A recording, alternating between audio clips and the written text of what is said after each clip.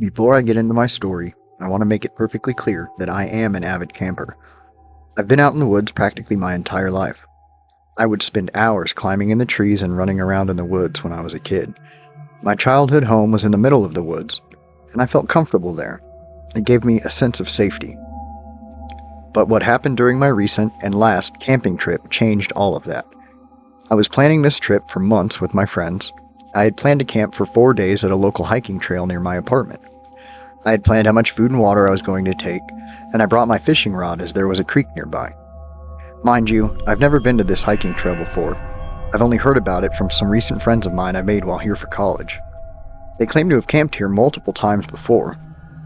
We had planned to hike for about 5 miles up the trail and set up camp a mile off. These friends had claimed this was their normal camping spot. The day I went to the trail, I was excited for it. I didn't listen to anything my professor was teaching, nor did I write down any notes. All I was focused on was my weekend of camping and how much fun it would be. I was relieved when we were dismissed from class.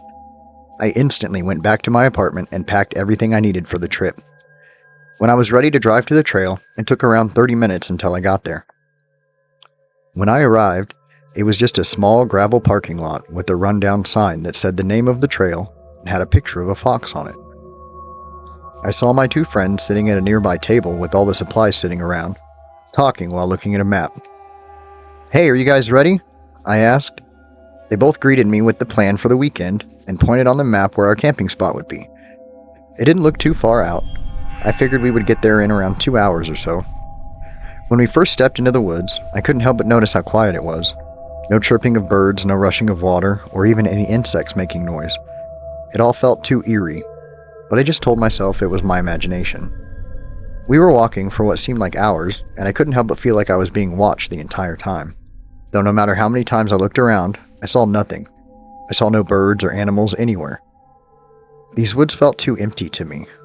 When we made it to our camping spot, we discussed who would have the duty of setting up camp while the other two would go look for firewood. I was stuck with setting up the tent. I didn't mind though. I've set up tents by myself multiple times before, but the feeling of being watched just kept getting worse. It felt like I was looking up every 3 minutes, but again, I saw nothing staring back at me. As I was halfway through with setting up the tent, I heard the snapping of sticks coming from across the river. It's only about 10 yards away from our tent. I looked up quickly and saw nothing, so I figured it was just a deer or something. But I heard it again, this time louder, and it sounded too heavy to be a deer, so I quickly looked up and saw what I thought was a head staring back at me, 7 feet above the ground, with dark eyes. I was staring at this for what seemed like minutes, until my two friends returned and asked what I was staring at. I pointed to across the river, and whatever I saw was gone. They had concerned looks on their faces, and jokingly asked if the woods were getting to me. I just assumed I was tired from setting up the tent and sat on the ground while they set up the fire pit. Night eventually came, and fortunately, we had a fire by then. We sat by the fire and talked about life, how classes are going, and what our best camping experiences were. We started telling each other tragic things that happened to us, trying to scare one another. Suddenly, one of us, David, said, "My younger brother went missing in these woods 9 years ago." I asked him why he would ever want to come back here, and he told me that he couldn't help it, that something keeps telling him to come back to these woods. He claims that he feels something watching him in these woods, and just assumes it's his brother watching over him, offering him protection. I just accepted this as truth, as I didn't want to think of what was actually watching us in these woods. We eventually grew tired, and 2 of us went to sleep. The other one, Mike, stayed awake and watched the fire for a little longer. Me and David both climbed into our sleeping bags and talked a little more before going to bed. I woke up in the middle of the night, though, to something outside the tent. It sounded like something hitting a tree only 50 feet from us. I looked over to the other 2 and saw them both still asleep. I waited it out, thinking it was a woodpecker or something, but it happened again, and I knew that it wasn't a bird, but something smacking the side of a tree outside our tent. I was too scared to even see what it could possibly be. I quickly shut my eyes, hoping that whatever it was would just walk away and leave us alone. I got that wish, thankfully, and woke up in the morning to both David and Mike outside the tent getting ready for the day. All 3 of us were planning on going fishing that day, and I was really excited for this, as I had always been an avid fisher. I excitedly got ready for the day and got my fishing pole. We headed down the trail to the bank of the river, probably about a half a mile from our tent, and fished for about 30 minutes until we started to hear rocks being thrown. David shrugged this off as fish jumping out of the water, but I knew better than that. One of the rocks came dangerously close to hitting me, and I looked to wherever it had come from. I saw the exact same thing from yesterday, looking at me, except much closer than before.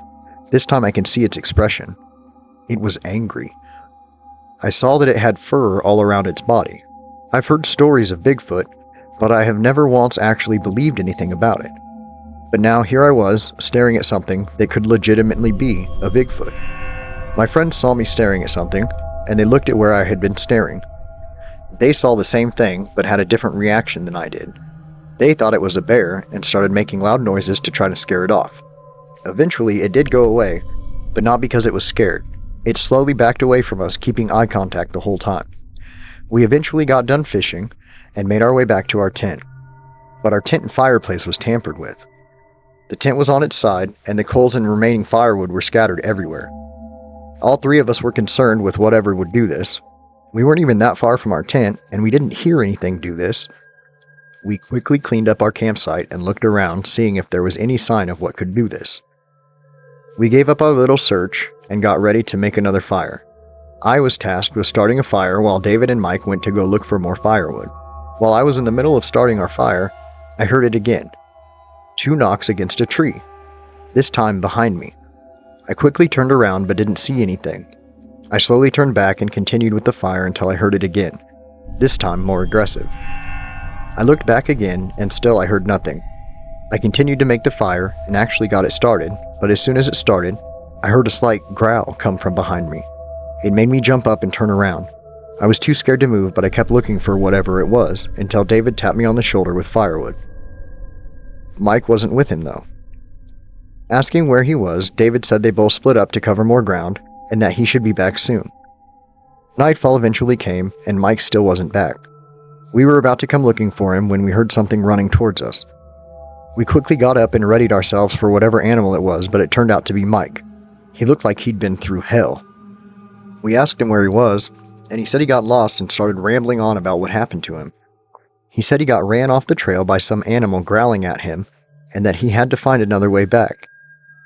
We were relieved to know he was safe, and were just about to sit back down when we heard this blood-curdling roar coming from somewhere close in the woods. We all turned to look at each other, all with a scared look on our face. We had no idea what to do at all. We heard something big crash right by us. I looked and saw a big rock that was thrown. Whatever is out there wants us out of here. We started hearing footsteps approaching from all around us, and we realized we needed to get out now. We left everything behind, only caring about getting out of there. As soon as we started running, we heard all sorts of roars coming from behind us. We ran and ran and ran to our cars. David tripped on a root sticking out of the ground, and we had to help him back up. All the while, the roars kept getting closer, and footsteps getting louder. We kept running until we made it to our cars. All of this could have been terrible enough for me to never go camping again, but what happened next was the worst part.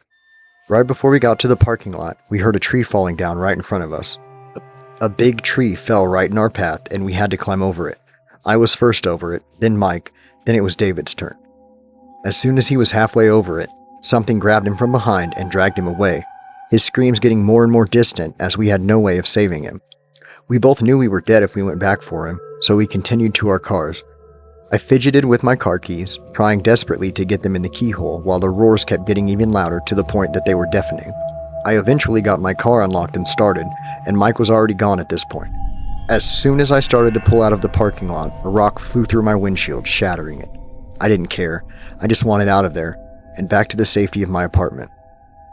I drove fast, not caring about being pulled over, because a police officer would still be able to defend me from whatever is out there.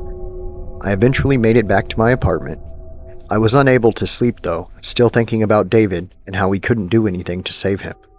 His screams haunting me to this day. I planned on going back the next day for my stuff.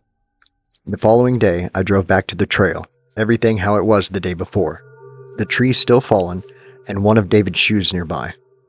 I made it to our campsite, and what I saw horrified me. As I was walking up, I kept smelling this awful, putrid smell, and I couldn't tell what it could be. When I made it to our campsite, I knew what it was. There, laying in the middle, were the remains of David.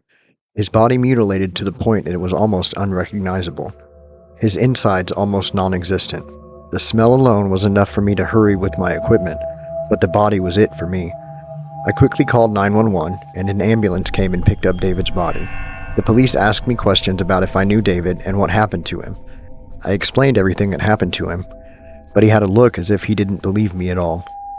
He told me he would be in contact with me if anything comes up. I took my equipment and got out of there as quickly as possible. I never returned afterwards, nor have I ever stepped foot in the woods ever again. I didn't talk to Mike too much after that. I heard he got heavy into drugs and alcohol shortly after what happened to us.